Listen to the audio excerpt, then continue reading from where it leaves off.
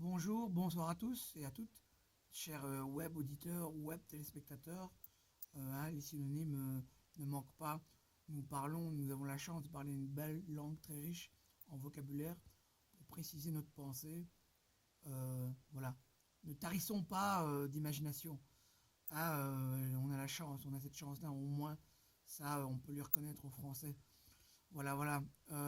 D'abord, dans un premier temps, je voulais revenir, si vous voulez, sur la manifestation qui s'est déroulée devant le Mont des Arts à Bruxelles en date du dimanche 7 mars, ok, où il m'a été donné l'occasion et l'opportunité de pouvoir m'exprimer sur le média alternatif Cité 24. Donc je tenais d'abord, dans un premier temps, à remercier Faisal, encore une fois, pour m'avoir donné l'opportunité, l'occasion de m'exprimer et d'atteindre une large audience, ok. Voilà, merci à toi, Faisal. Ok, mais aussi, je tenais à saluer, et pour ceux qui auront vu mon intervention en cette date-là, euh, donnée aux médias alternatifs Cité 24, ben, vous aurez la possibilité, l'opportunité de voir aussi ce qui s'est passé après. Donc, en fait, si vous voulez, vous avez, je pense, 4-5 policiers, ok, qui sont venus et ont interrompu la manifestation. Ils nous ont demandé poliment et gentiment de disposer, en fait, de quitter les lieux. Et ça en est suivi aussi, si vous voulez, ben, vous avez un petit clash comme ça entre Faisal, le journaliste, qui était désireux de continuer à tourner, à filmer avec sa caméra, et vous avez un officier des forces de l'ordre qui s'est opposé à lui. Donc en fait, on avait, si vous voulez, des joutes verbales qui mêlaient un peu, on va dire, le domaine de la sémantique, mais aussi du judiciaire, où vous avez deux personnes, un journaliste et un officier de police qui se renvoient comme ça, la balle, comme ça. Et en fait, c'est aussi une belle façon de voir un peu ce qui se passe sur le terrain. C'est pour ça que j'ai laissé la vidéo, non seulement par soutien à Faisal, mais aussi pour que tout un chacun puisse voir en fait comment ça se passe sur le terrain, ok. Et comprenez-moi bien, je ne suis ni pro ni anti force de l'ordre exécutif, ok. Je crois qu'il y a à boire et à manger, ok, mais on peut aussi voir que juste avant ça, vous avez un policier qui s'exprime de manière calme et simple, disant que bon, il reçoit aussi des ordres d'en haut, mais que lui doit les exécuter, et que pour eux aussi, ce n'est pas facile. Il faut bien comprendre que eux aussi, un peu vulgairement parlant, ils ont le cul en deux chaises, donc ils doivent se positionner, et ce n'est pas facile pour eux parce que ce sont des humains avant tout, dotés d'une conscience et d'un cœur. Il faut se mettre à leur place aussi. Donc la possibilité qui vous a été donnée en vous laissant, si vous voulez, la séquence d'après mon intervention, ça va vous permettre aussi de vous faire un avis. Libre à chacun, à tout à chacun de prendre son avis à soi-même, en âme et conscience. Tirez vos propres conclusions, ok. Ne soyez pas systématiquement contre les forces de l'ordre ou pour. Vous verrez que sur le terrain, ça se passe autrement. Et tout à chacun pourra se faire donc son avis, quoi. C'est en soutien, je répète, à Faisal, mais aussi pour qu'on voit comment ça se passe sur le terrain. Donc voilà, ça c'était en préambule. Je voulais aussi, bien entendu, encore et toujours, hein, remercier Bass, sans qui tout ça n'aurait pas été possible. Je dois dire aussi que, bon, pour ceux qui ne savent pas, pour la petite histoire, voilà, ça c'est un peu les coulisses, en fait, on va dire, l'arrière-scène, hein, on va dire la fabrication de la chose, comme, hein, et en fait, en vérité, pour ceux qui ne le savent pas, je tiens à dire que l'ami Bass et comparse m'a en fait ni plus ni moins jeté dans les orties. Donc c'est pour ça qu'en fait, il va y avoir une deuxième intervention de moi, beaucoup plus courte, elle dure 5 minutes, où en fait il y avait une prise de parole, micro ouvert à tout le monde, où tout un chacun pouvait s'exprimer. Et alors, vous ne le verrez pas sur la caméra, bien entendu, ok, mais je vous le dis, on a l'ami Bass qui me pointe du doigt comme ça, et en fait j'ai été un peu pris à partie, si vous voulez, je n'étais pas prêt, mais j'ai dû faire pour un mieux dans un court temps donné. Donc voilà, vous aurez accès à l'autre intervention, elle sera mise en ligne après cette vidéo-ci, donc ne vous inquiétez pas. Mais voilà, donc, je ne sais pas si je dois le remercier ou pas, mais comme il m'a dit avec une sagesse profonde, il m'a dit plus tard on en rigolera. Et je pense que c'est vrai en ça. Donc ça m'ennuie parce que je ne peux pas l'attaquer. Donc c'est vrai, donc il a raison et je ne peux pas l'attaquer. C'est un peu frustrant en moi. Mais bon, passons. On va venir tout doucement aussi à l'actualité. Voilà, c'était aussi En préambule, j'ai décidé de faire une aparté, une petite arrêt sur l'actualité récente qui m'a semblé cruciale. Je voulais m'arrêter ni plus ni moins à la censure du média alternatif qui est François. Bon, on va dire sur un plan supérieur à Cité 24, qui a une plus large audience que Cité 24 et moi ensemble avons réuni. Donc, je voulais dire aussi que pour ceux qui ne connaissent pas ce François, c'est un média qui existe depuis la guerre et qui avait pris des positions de lutte pendant la guerre, etc. Qui a un passé donc édifiant, ok, et qui en ça depuis est rentré en résistance depuis de la guerre à nos jours, hein. Et alors en la voix de son directeur Xavier Azalbert, ah ben, si vous voulez, et aussi son présentateur qui est Richard Boutry, bah, se sont vus censurés suite à une interview qu'ils ont donnée à Jean-Marie Bigard, l'humoriste célèbrement connu, hein. Et parce que celui-ci ne faisait pas l'apologie de la vaccination, bien au contraire, il invitait tout un chacun à poser une réflexion mûre, ce qui est totalement légitime en soi et louable. Il invitait à tout un chacun de poser une réflexion, hein, quant à la vaccination, qui est, je le rappelle, amenée de concert avec les gouvernements et les médias, avec une rapidité qui est quand même déconcertante. Et alors lui il disait, bon ben voilà, pourquoi je devrais me faire vacciner, etc. Et bon, suite à cette interview, bizarrement, ils ont été censurés, chaîne YouTube éradiquée. Donc pour ceux qui douteraient encore du fait qu'on soit en démocratie, où on peut encore s'exprimer, où on est en liberté de penser et s'exprimer, même de critiquer, bah non, s'il vous fallait encore une énième preuve comme quoi nous ne sommes plus en démocratie et en liberté de penser, de s'exprimer, de critiquer, ben voilà, ça c'est bel et bien une énième preuve, voilà. Donc je voulais apporter mon modeste soutien, voilà, faire ici une petite aparté, une petite parenthèse, et faire prendre conscience aussi à mon audience, en fait, si vous voulez, que bon, bah, effectivement, une liberté de penser, bah, que vous soyez pour ou contre, bah, je pense que si vous défendez la liberté de penser, vous n'êtes pas obligé de souscrire à tout ce qui a été dit à François, quand bien même que je trouve qu'il y a eu des intervenants de poids, je pense notamment au professeur Christian Perron, mais aussi Luc Montagnier, hein, prix Nobel 2008, pour avoir trouvé la séquence hypothétique du VIH. Ok, en 2008, il a été récompensé, prix Nobel.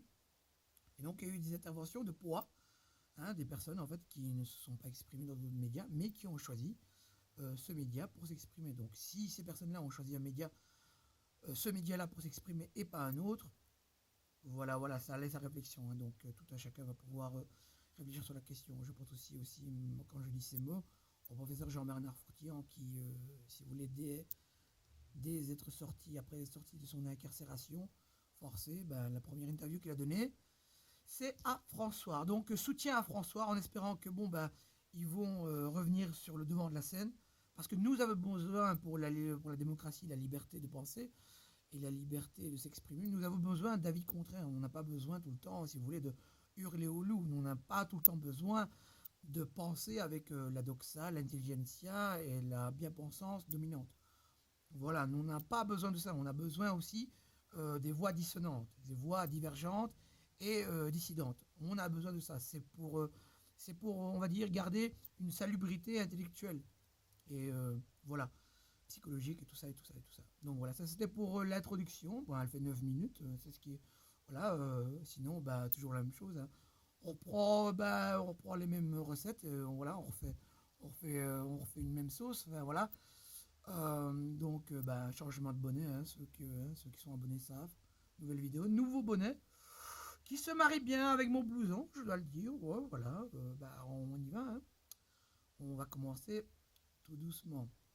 Donc pourquoi je voulais faire cette vidéo là, si vous voulez, une nouvelle vidéo que je propose ici à tout un chacun. Donc je répète ou je le dis et redis à tous mes nouveaux téléspectateurs, web auditeurs ou web téléspectateurs, je redis que si vous voulez, si je prends le temps de moi, si vous voulez, de mettre mes lumières à disposition de tout un chacun. Donc c'est des réflexions que, si vous voulez, je m'investis dans les réflexions. Je m'investis à penser en dehors du bocal, mais comprenez bien que ce n'est pas pour la gloire que je le fais. Je ne le fais pas pour être connu mondialement, pour avoir la renommée, pour avoir 1 million d'abonnés sur YouTube, je m'en contrefiche. Mais c'est simplement pour mettre mes réflexions à la disposition de tout un chacun. Donc en fait, ça vous profite à la fin de la toute fin. Et la vidéo que je voulais vous proposer ici aujourd'hui, c'est en fait la vaste comédie dans laquelle on baigne.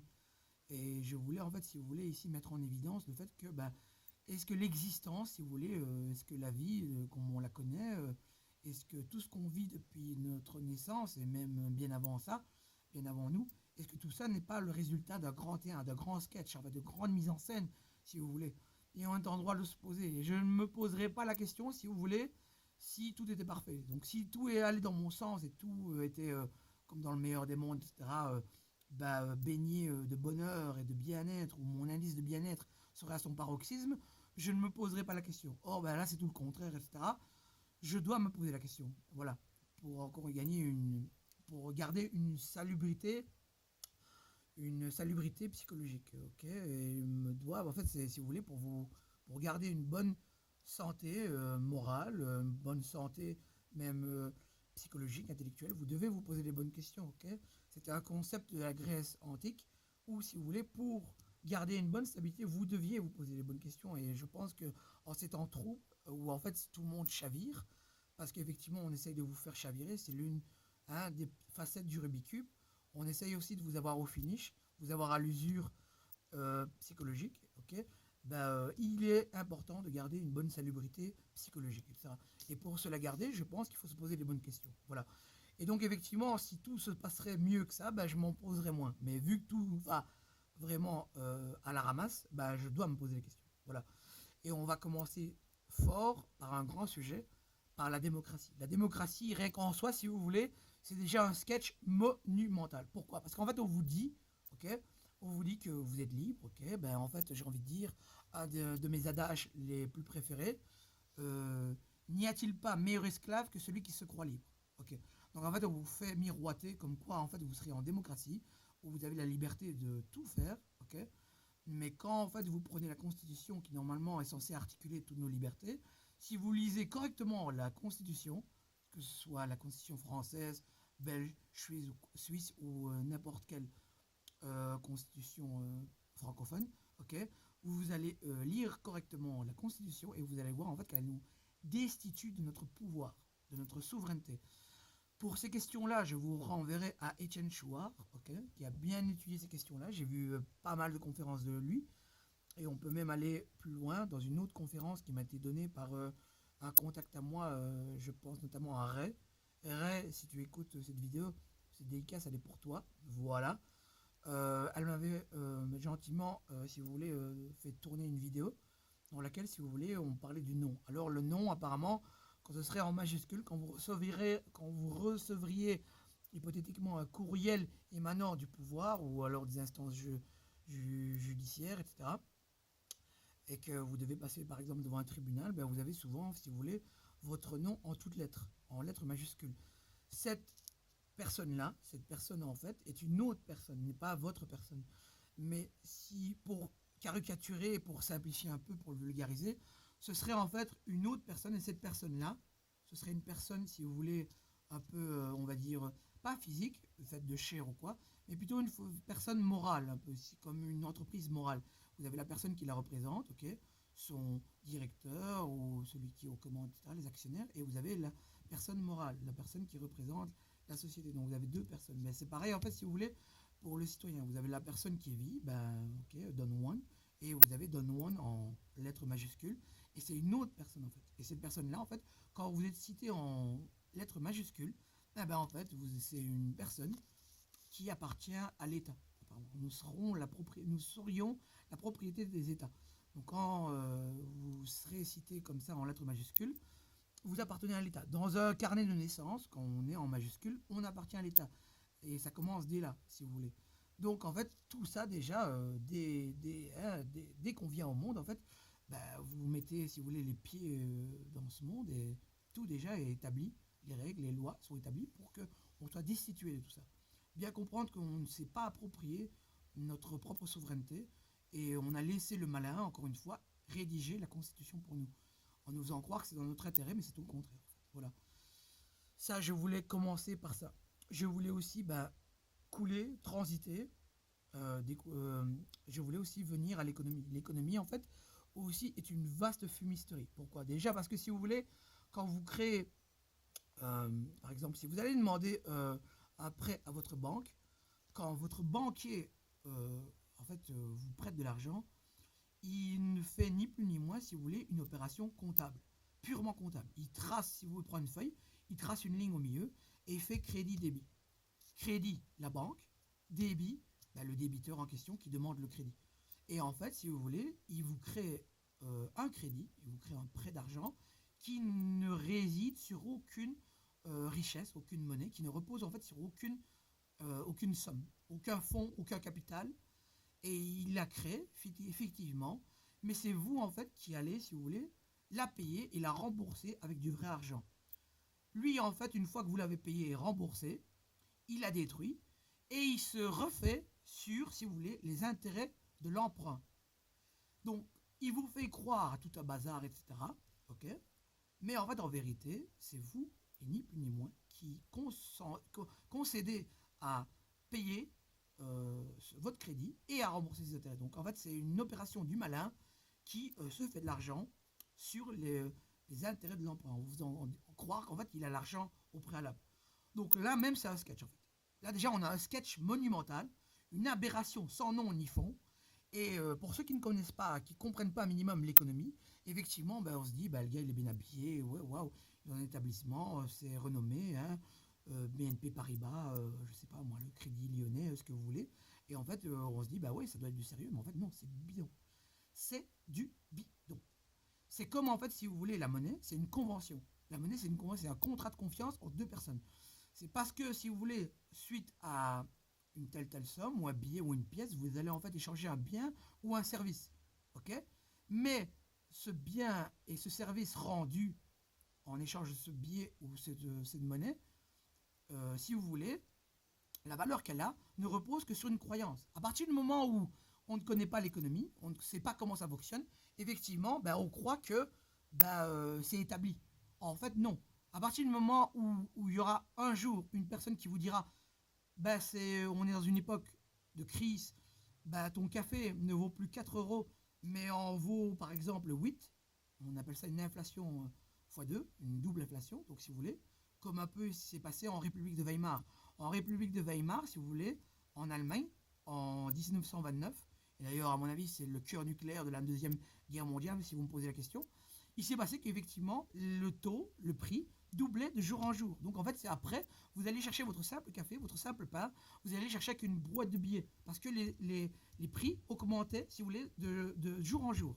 4 euros, 8 euros, 8 euros, 16 euros, 32, ainsi de suite. Et ça a fini avec des sommes astronomiques. Et d'ailleurs, il y a des images qui sont restées à ce jour où vous voyez les brouettes, où vous voyez en fait des citoyens avec des tas de billets, etc., etc. Donc en fait, il faut bien comprendre que ça repose aussi sur une croyance qu'on vous a fait croire. Mais à partir du moment où une personne dira non, je ne crois plus en cette monnaie-là, elle ne vaut plus rien, parce qu'effectivement, on aura joué avec l'inflation, etc., et que la monnaie pourra moins acheter, elle aura moins de pouvoir d'achat, elle aura moins de capacité d'acheter autant, si cette personne-là décide de prendre 2 billets au lieu d'un, ou de doubler la somme, l'économie risque de basculer à ce moment-là. Et là, ce sera l'écroulement des banques. Donc en fait, si vous voulez, leur empire ne tient que par notre ignorance. Si on était, si vous voulez, si on pouvait se réapproprier ce savoir économique, si on pouvait savoir en fait tout, pas dans les grandes lignes, hein, nous ne sommes pas des économistes en puissance ou quoi, mais si dans les grandes lignes, de manière simplifiée et vulgarisée, on pouvait savoir et se réapproprier ce savoir, croyez-moi, qui tomberait du jour au lendemain comme un vulgaire château de cartes. Comprenez bien que ça repose ni plus ni moins sur une croyance qui a été mise en scène, un sketch, un théâtre, de très loin. Si tout un chacun prenait la peine de se cultiver sur le sujet, on n'en serait peut-être plus là. Ça pèterait vraiment. Et crise et opportunité, c'est le même mot en chinois. On aurait une nouvelle opportunité de réécrire le monde d'après. Et on basculerait peut-être dans une autre société, un autre changement de paradigme. On passerait du capitalisme à autre chose. Je ne sais pas quoi. Personne n'a la réponse en ce jour. Mais il serait intéressant de creuser la question.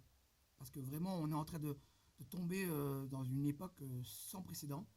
On a arrêté l'économie comme jamais. On a fermé tous les restaurants, tous les bars, les cafés, les théâtres, les cinémas. Ça ne s'est jamais vu.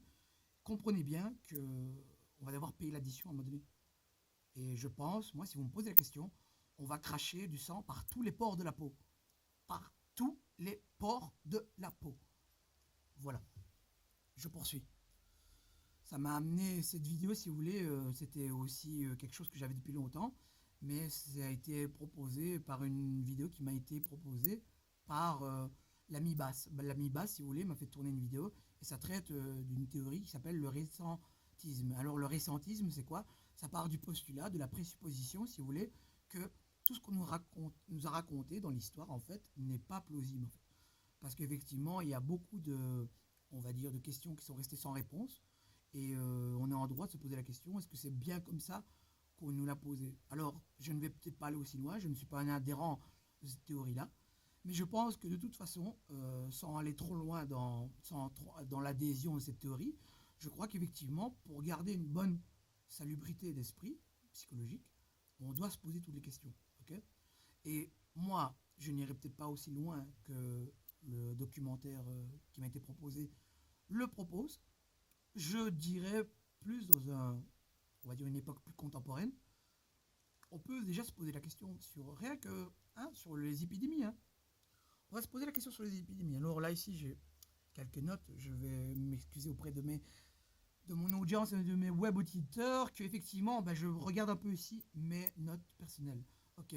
Pourquoi je parle si vous voulez de mes notes? Parce qu'en fait j'avais si vous voulez établi pour une autre vidéo, j'avais établi toutes les épidémies lointaines et récentes, pour comprendre, en fait, si vous voulez, les confinements, comment ça a été traité, etc., vers quoi on a dû faire face, et s'il y a eu une telle hystérie ou pas, et comment on a traité ou pas. Donc voilà.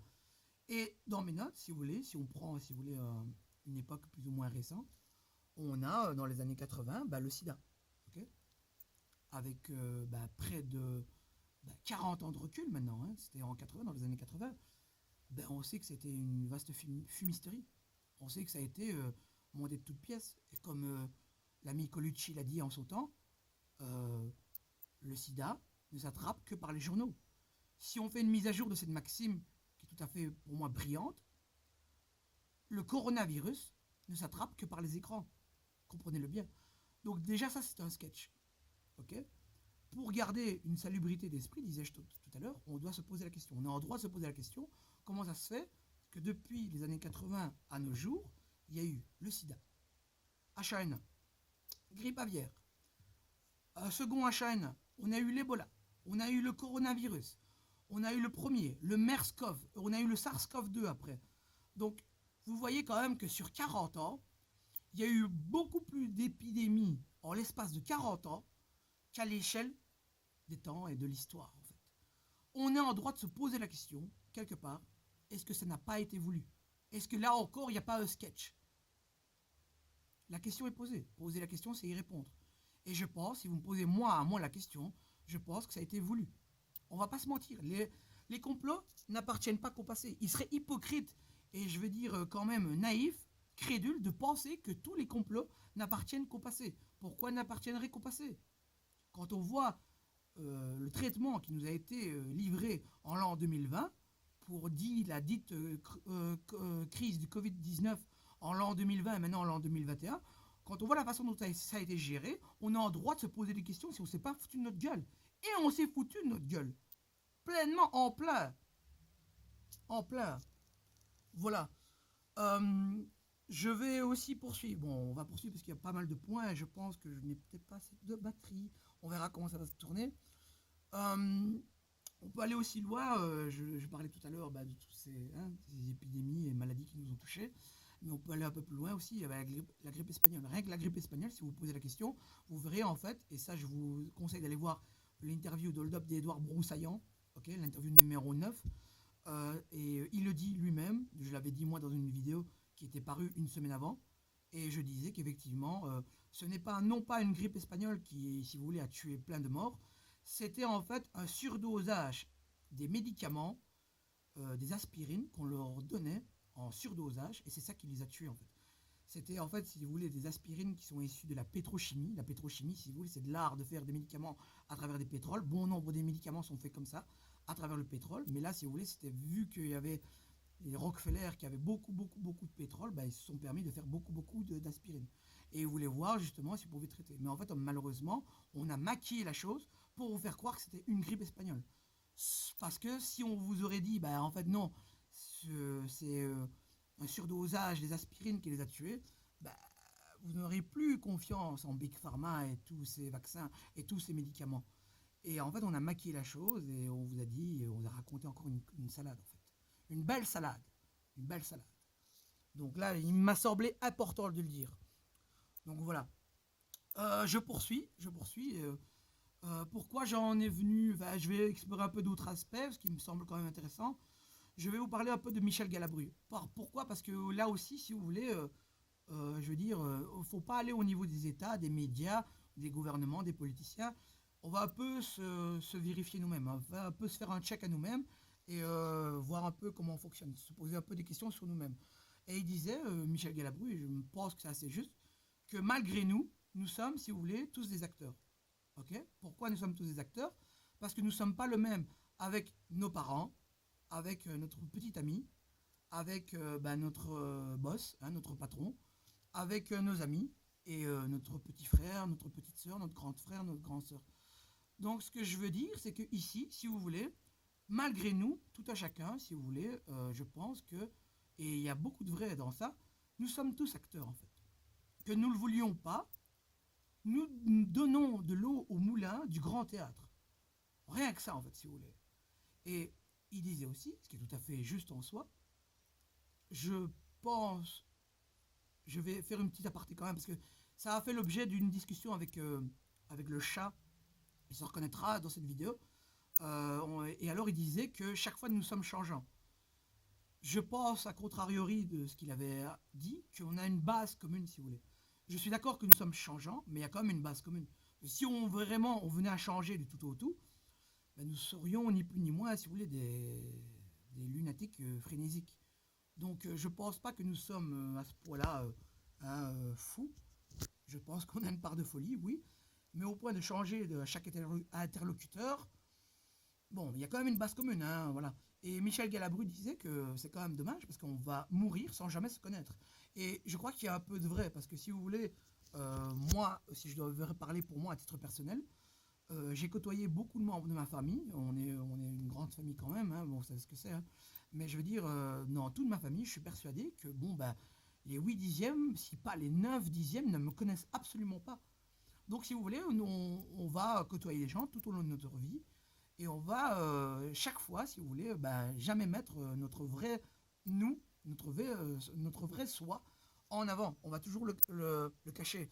Et ça se recoupe un peu, si vous voulez, un peu sur le domaine du sentimental. Dans le sentimental, si vous voulez, pour rencontrer de nouvelles personnes, vous devez vous mettre sur un 31. Donc le 31, pour ceux qui c'est vulgairement parlant, sur votre meilleur jour, en vous habillant le plus proprement possible, hein, en vous travestissant, parce que ce n'est jamais vous. Vous répondez à des codes de mode et, et d'esthétique contemporaine qui varient de décennie en décennie. Et donc, en fait, on se met sur un 31 qui ne sont pas, en fait, des codes qui ne sont à nous. Ouais, t'as aimé le petit effet spécial, là? Ouais, comme t'as vu, hein, on a de lourds moyens sur cette chaîne, hein. Ouais, gros capital. Gros. Euh, voilà, c'était un petit effet spécial qui marche bien dans la société de spectacle, hein, comme à l'heure actuelle. Il y en aura de temps en temps, mais c'était aussi pour marquer le fond même de ce sujet qui est abordé. Donc, sans transition, nous allons revenir au sujet qui nous occupait. Et je disais ni plus ni moins, comme vous l'avez suivi, hein, donc, je parlais effectivement des couples. Donc en fait des couples, même en fait pour se mettre en couple, pour la mise en couple, il y a tout un sketch en fait qui fait. Ça veut dire qu'on se met sur un 31 pour au final faire accepter une personnalité qui n'est pas la nôtre. Donc on répond en fait à des normes qui sont des normes vestimentaires, la culture aussi, avec le cinéma, hein, les séries, mais aussi la musique et tout. Vous répondez à tous des standards, mais qui ne sont pas vous.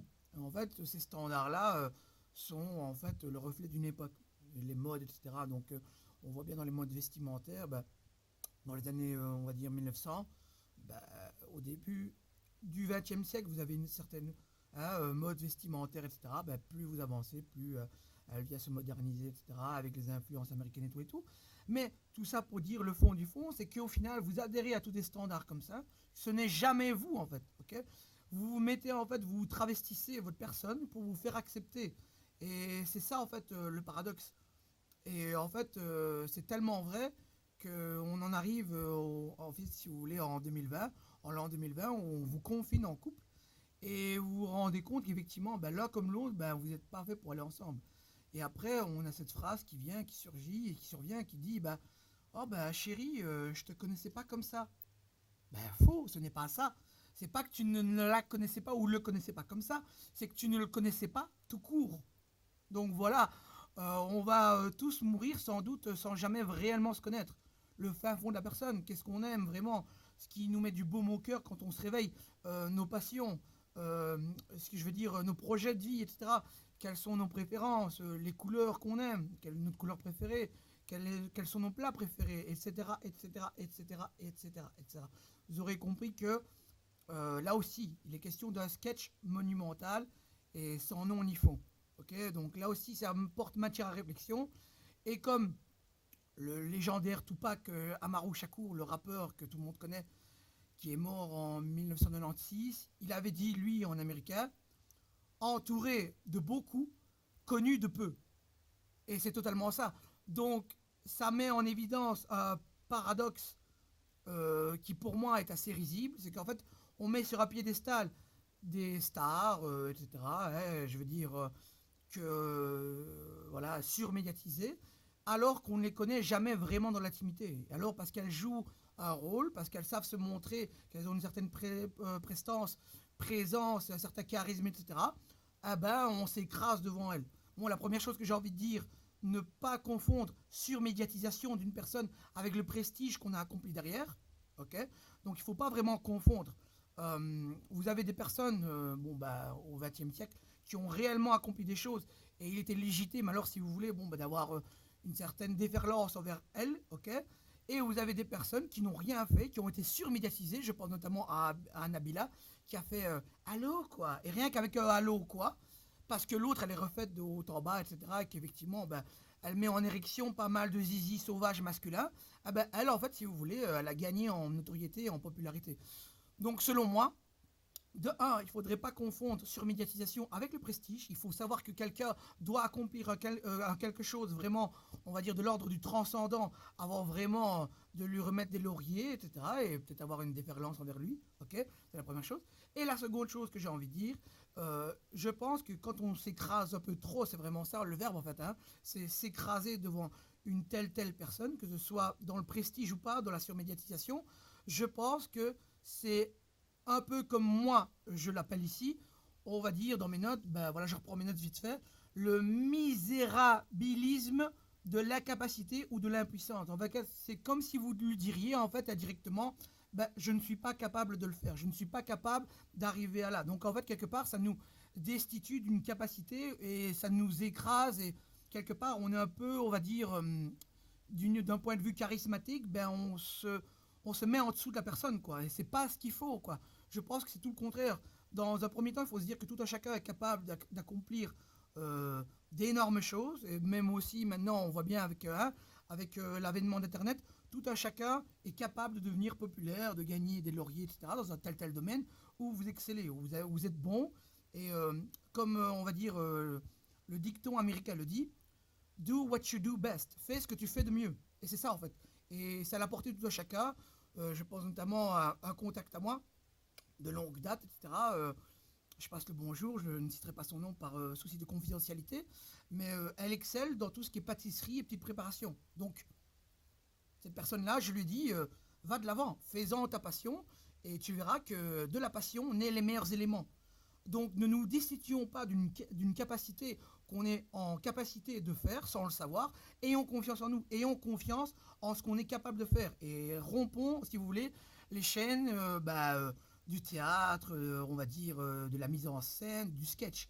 C'est en ça que je veux appeler. Je veux appeler à ce que tout un chacun se responsabilise, ok, et que au final, on est en maturité de le faire. Voilà. Et c'est par ça, par des prises en maturité, qu'on arrivera à évoluer et élever nos niveaux de conscience. On n'a pas à entretenir, si vous voulez, la déferlance devant les stars, etc. Ça nous vient d'Amérique en fait.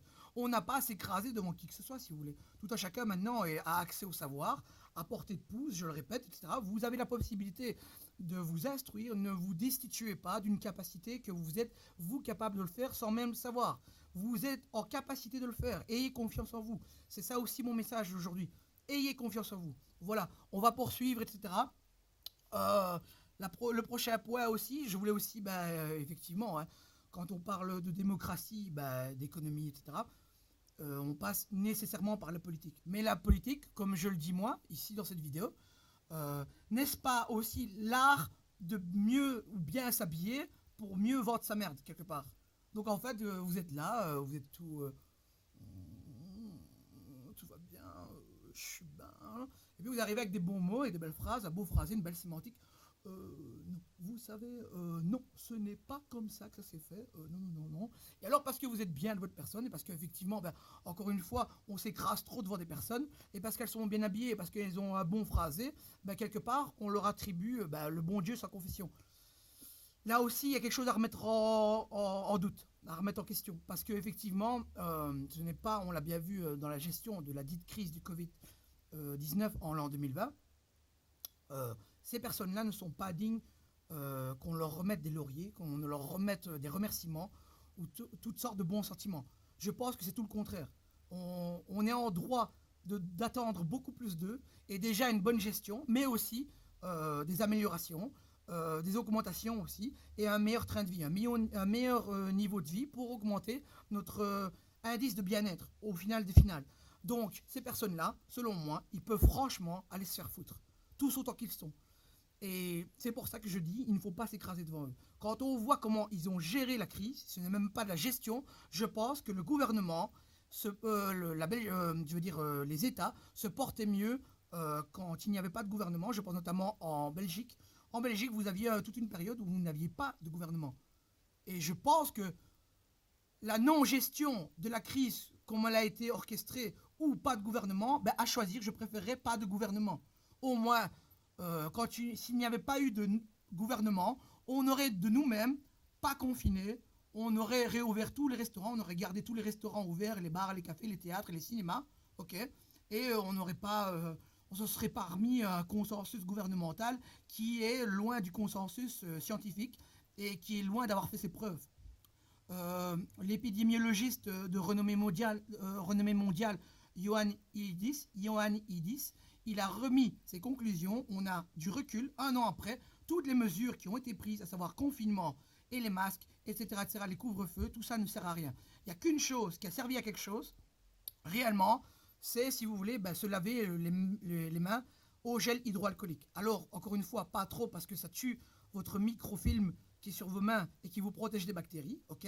Juste assez pour, en fait, si vous voulez, éradiquer tous les coronavirus, ok, de 1, et aussi les rhinovirus, tout ce qui est rhume, etc., et aussi les gastro-entérites. Donc, en fait, si vous voulez, ici, on n'a ni plus ni moins une avancée, ok, et que tout un chacun devrait s'emparer de cette notion-là, de ce savoir, et il faut, si vous voulez, adapter on va dire, pas ce bond en avant, mais cette découverte quelque part, de nouvelles habitudes qui pourront amener à éradiquer plus de pathologies dans le futur.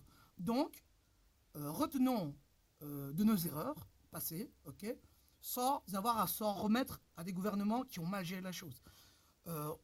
N'attendons pas justement d'un certain élu gouvernemental ou de la République pour la France, etc. N'attendons pas qu'ils viennent nous sauver.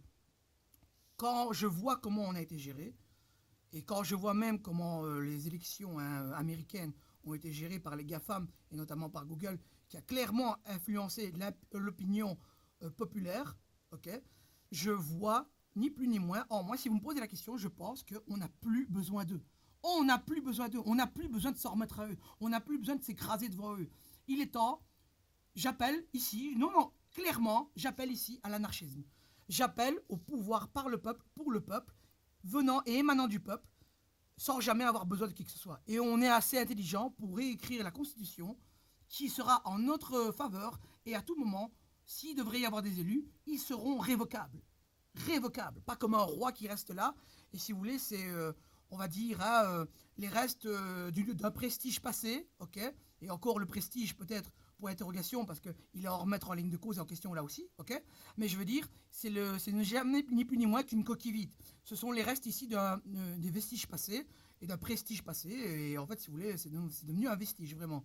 Le prestige est devenu un vestige. Voilà, donc en fait, c'est un prestige passé qui est devenu un vestige. Il ne sert plus à rien. Il ne sert plus à rien. Il ne fait même pas, il fait que acquiescer aux lois et il n'a plus aucun pouvoir. On voit bien qu'il a juste fait pendant la dite crise du Covid-19, il a juste fait une allocution pour en fait faire comme les autres. Rien de spécial, rien de transcendant. Il n'a pas suggéré d'une main de fer comme il devait se faire son pays. Voilà, il ne sert plus à rien concrètement. Il ne sert plus à rien. Il ne faut pas se leurrer. Je poursuis. Je poursuis parce qu'on a encore pas mal de choses à dire. Donc, dans toute cette mise en scène, etc., le sketch permanent qu'est la vie, qu'est-ce qui vient renforcer le paradoxe Le paradoxe, selon moi, vient renforcer tout ce qui est paradoxe, si vous voulez, aussi les contradictions et les contrastes. Donc, l'un des paradoxes, il y en a pas mal, hein, mais si vous voulez, il m'a été rapporté par le chat, et on en discute souvent avec le chat. Le chat, celle-là, elle est pour toi, petite dédicace pour le chat. Et on se la dit souvent entre nous. Donc voilà, je vais la dire ici comme ça, tout un chacun en prend connaissance. Je ne vais pas finir par celle-là parce qu'il y en a plein, etc. Mais je vais commencer plutôt par celle-là parce que pour moi, elle est l'une des plus fortes, l'un des plus forts paradoxes que j'ai jamais entendu de toute mon existence. Je n'ai pas un âge avancé, mais il est pas mal. Alors, ça fait quelque chose comme tout le monde veut aller au paradis, mais personne ne veut mourir. Je répète, tout le monde veut aller au paradis, mais personne ne veut mourir. Donc voilà en fait les genres de paradoxes qui nous habitent. Apprendre, si vous voulez, à évoluer, c'est aussi se connaître pour mieux évoluer. Savoir de quoi on est capable, de quoi on est fait, ok, pour mieux évoluer. Pour pas éviter effectivement de revenir sur les mêmes bêtises, etc. Et d'avancer un cran plus loin. Donc, il faut savoir que l'être humain est fait de paradoxes. Lui-même, effectivement, il est fait de paradoxes. Il est constitué comme ça. Limite, on pourrait se demander si ce n'est pas dans ce code génétique d'être fait d'autant de paradoxes. Est-ce que c'est le fait qu'il ait un cerveau, donc il apprend à peine à se servir à l'heure actuelle? Je ne sais pas. On reste encore assez jeune dans le développement de la psyché humaine. Je pense notamment que les GAFAM ont 5 coups d'avance sur nous. Parce qu'effectivement, comme j'ai dit dans ma deuxième vidéo qui dure 1 heure, j'ai dit qu'ils jouent avec nos bas instincts, la psyché humaine, etc. Mais nos bas instincts. Si on était pleinement en conscience de comment on fonctionne vraiment, si on utilisait 10 dixièmes de notre cerveau, on pourrait éviter les pièges. Comme on aurait pu éviter ce qui s'est passé en 2020. Parce que si on est vraiment pleinement conscient de nos capacités et qu'on est vraiment, je veux dire, non seulement intelligent, mais cultivé sur la chose, on se dirait, le confinement, il n'a jamais été fait, quoi. Pourquoi on devrait le faire? De un. De deux, on pourrait se dire, ouais, il y a des solutions naturelles.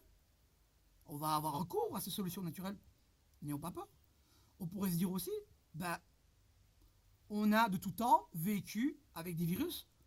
Et notre système immunitaire, lui, est, si vous voulez, porteur de toutes les pathologies passées. Donc en fait, on a une force qui nous précède et dont on a peut-être oublié, c'est que notre système immunitaire, lui, a en mémoire toutes les défenses qu'il a dû en fait orchestrer contre toutes les pathologies. Alors c'est d'abord génétique d'abord, mais aussi il y en a comme la varicelle par exemple. Vous devez vous prémunir, ok. Mais sinon, votre système immunitaire est porteur de ce pouvoir puissant. Ça veut dire que si on avait été en pleine capacité de nos moyens intellectuels, on se serait dit, mon système immunitaire, il est là pour moi. La peur divise mon système immunitaire par deux, mes défenses immunitaires par deux.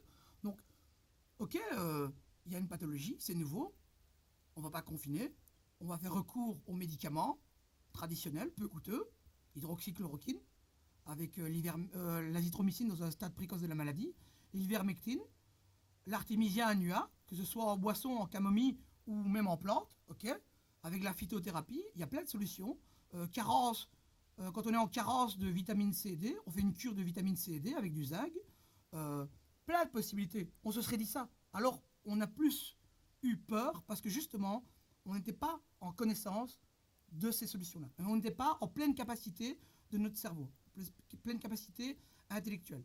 Et on n'utilise pas ces 10 dixièmes-là. Donc si on avait été en capacité d'utiliser nos 10 dixièmes, on n'en serait pas là. On n'en serait pas là et on aurait pu éviter tout ça. Donc les paradoxes font qu'effectivement, ils nous habitent. Et parce qu'effectivement, on ne maîtrise pas, selon moi, encore nos 10 dixièmes. Le jour peut-être où on maîtrisera nos 10 dixièmes de cerveau, peut-être que là, il y aura une révolution intellectuelle, une révolution psychologique, et on basculera dans notre révolution qui est appelée à en devenir. Selon moi, si vous me posez la question, nous sommes infinis. Nous sommes pas complets. Dans le sens, pas, quand je dis infini, ce n'est pas genre du style sans fond. Ce n'est pas ça, comme l'espace. Non, non, non. Quand je dis infini, nous sommes incomplets. Nous ne sommes pas finis. C'est ça que je veux dire par là. Et je pense sincèrement que nous ne sommes pas finis. Sinon, si on avait été fini, si on avait été vraiment en toute capacité, je répète, ce ne serait pas passé comme ça. Ce ne serait pas passé comme ça et on aurait pu faire face, nous, même sans le gouvernement, etc., on aurait pu effectivement avoir de bons réflexes, de meilleurs réflexes que ça, que d'avoir la peur et se cantonner chez soi et écouter toutes les âneries qu'on nous a dit et toutes les aberrations qu'on nous a fait passer comme étant des vérités scientifiques. Voilà ce que je veux dire. D'autres paradoxes que je pourrais mettre ici sont des simples, hein, mais on peut ici mettre en lumière quelques paradoxes. Non seulement qu'effectivement, on veut tous la paix dans le monde, mais les jeux vidéo, les premiers jeux vidéo qui sont joués le plus dans le monde, ce sont les jeux vidéo de violence et d'action et de guerre. À même titre qu'on regarde mieux une série ou un film d'action ou de guerre et où il comporte pas mal de violence. Donc là encore, on a un paradoxe. On ne veut qu'il n'y ait plus de pauvreté dans le monde entier. Pourtant, nous ne sommes pas prêts à accepter un immigré chez nous. Voilà. Alors là, on a deux, trois paradoxes, etc. On pourrait faire un spectacle humoristique sur tous les paradoxes qui nous régissent. Je crois que c'est assez, si vous voulez, non seulement c'est révélateur de quelque chose, de nos faiblesses peut-être, mais aussi que c'est aussi assez risible, selon moi. Enfin, je veux dire, plein de paradoxes comme ça, quand vous les cumulez l'un à côté de l'autre, c'est assez risible. Donc, essayons de diminuer ces paradoxes au mieux. Prenons conscience que c'est partie intégrante de nous-mêmes, c'est prégnant à notre personnalité, dans notre ADN, disais-je tout à l'heure. Et pour mieux les éviter, et pour plus être stable peut-être, stable psychologiquement, intellectuellement. Voilà où il est mon message.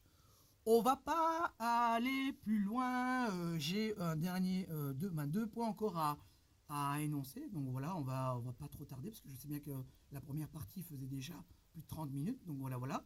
Mais je devais la compléter. Donc, comprenez-moi que cette vidéo n'est pas là pour, si vous voulez, cracher dans la soupe ou encore fustiger tous nos mauvais côtés, etc. Cette vidéo a pour but de nous maintenir éveillés, mais par le questionnement. Et toujours, si vous voulez, avoir la quête en tête du bon sens. Ne jamais louper louper de vue, ne pas perdre le nord, que le bon sens, c'est ce qui va nous régir et nous stabiliser tels les deux pieds dans la terre ou sur la terre. Donc voilà. Il faut bien comprendre que dans ces temps troubles où on vous dit tout et n'importe quoi, la seule chose qui peut vous maintenir en vie, sainement parlant, en gardant une salubrité intellectuelle et psychologique, vous pourrez justement, vous, aussi moral d'ailleurs, moral, parce que la moralité, c'est le bien et le mal. Donc en fait, vous devez savoir, vous devez jauger avec votre flair, votre discernement, vous devez, vous, savoir où est le bien et le mal. Vous devez vous en référer au bien ou au mal, avec votre âme, etc., avec de bonnes sources. Fournissez-vous et entourez-vous de bonnes sources, pas avec, selon moi, des médecins de plateau qui viennent calomnier l'hydroxychloroquine et qui font l'apologie des masques et du confinement. Pas ce genre de médecins-là. Maintenant, grâce à Internet, nous avons la possibilité de nous fournir en sources divergentes, alternatives, dissidentes et dissonantes. Ne nous privons pas de cette opportunité-là. Ne nous privons pas de cette opportunité-là. Cette vidéo donc a pour but de remettre en question tout ce qu'on vous propose. Tout ce qu'on vous sert comme étant, si vous voulez, un plat réchauffé qu'on mettrait au micro-ondes et qui n'a pas de saveur, qui n'a pas été bien cuit et qui ne vous goûtera pas. Il faut tout le temps, remettre tout en question. Alors, C'est pas pour autant que je vais être partisan de tout ce que je vais dire.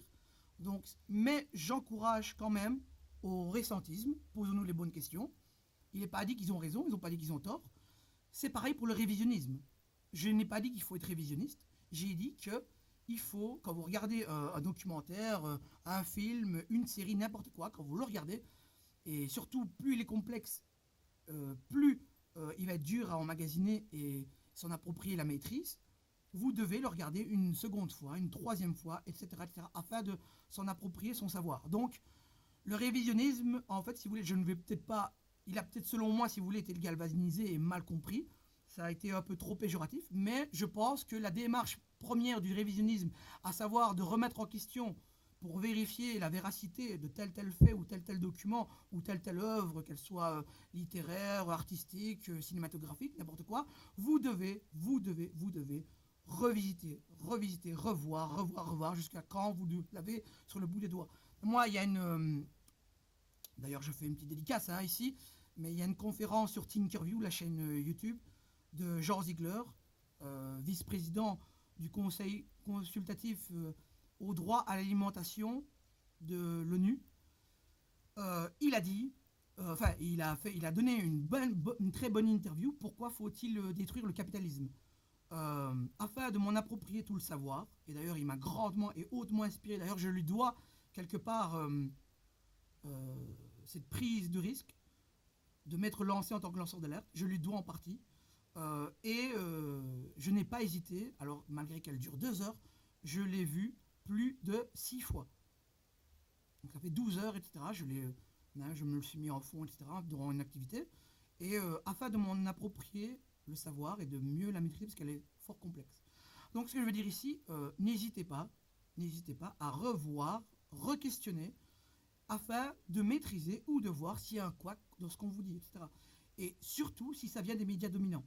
Donc ici, ce n'est pas, si vous voulez, une vidéo qui prêche, si vous voulez, du pessimisme ou des mauvaises ondes ou quelque chose de négatif. Non. C'est pour vous maintenir en salubrité intellectuelle, en fait. Pour que vous ayez les bons outils pour vous poser les bonnes questions et rester avec le bon sens pour ne pas vaciller dans cette période assez trouble et assez bizarre. Parce que je crois qu'on n'a pas de point de repère dans l'humanité de ce qui s'est passé et ce qui est en train de se passer. On n'a jamais autant tué l'économie, on n'a jamais autant mis à mal toute une population mondiale en même temps. Il faut bien comprendre qu'il y a quelque chose à l'œuvre qui n'est pas du domaine du rationnel. Dans le meilleur des mondes, dans un monde idéal, on aurait géré les choses autrement et on n'aurait jamais arrêté l'économie, on n'aurait jamais tué autant d'artisans, de commerçants, etc., qui viennent, je le rappelle, du bas, ils ne viennent pas du haut, pour la plupart, ok, et on ne les aurait jamais mis à mal comme ça. Or là, on est en train de tuer sciemment l'économie, c'est fait exprès. Je ne vois pas pourquoi les complots appartiendraient qu'au passé. Selon moi, je le acte et je le dis. Je le acte et je le date. Voilà. 12 mars, le complot a été voulu. On nous veut endettés, on nous veut séparés, individués, chacun dans son côté, etc., confinés chez nous, et qu'on ne fasse plus des groupes pour se concerter et œuvrer justement à notre propre défense. Bien comprendre tout ce qui est en train de s'orchestrer. Je fais un appel à la manifestation du 14 mars, encore et toujours depuis plus d'un mois, devant le Mont des Arts, à Bruxelles, okay, en date du dimanche 14 mars. Venez vous réapproprier votre constitution, okay. Venez écrire vous-même votre constitution avec les lanceurs d'alerte Alex le complotiste, mais aussi Muriel. On aura aussi le petit Pidou qui vient de VQ. On aura Faisal qui vient de Cité 24. Spécial dédicace à tout cela. Et je vois que les rangs grossissent. C'est un bon espoir. Mais c'est pas pour autant qu'il faut tarir l'effectif. Okay, il faut grossir nos rangs parce que c'est que comme ça et que seulement comme ça qu'on arrivera à du résultat. J'appelle à tout le monde à venir nous rejoindre, venez discuter, venez partager vos opinions, venez aussi crier votre indignation et venez nous dire un peu ce que vous pensez de tout ça. Et ne restez pas tout seul dans votre coin, ce n'est pas comme ça qu'on arrivera à faire quelque chose. Venez refaire société, venez reparler avec le groupe et afin que vous vous sentez un peu mieux et moins seul dans cette crise infernale. Je vous dis à bientôt, merci de votre intérêt, votre temps et votre attention. Au revoir.